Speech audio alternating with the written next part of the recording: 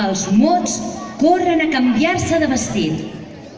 Baixen els talons i les bambolines venen de nou damunt els vestidors. Els subjectes, els verbs i els adverbis, ja vestits d'altra manera, tornen a escena. Resta un grup d'adjectius mirant pel forat del taló. El poema següent ara començarà. Bon dia, poesia, de Joana Raspall.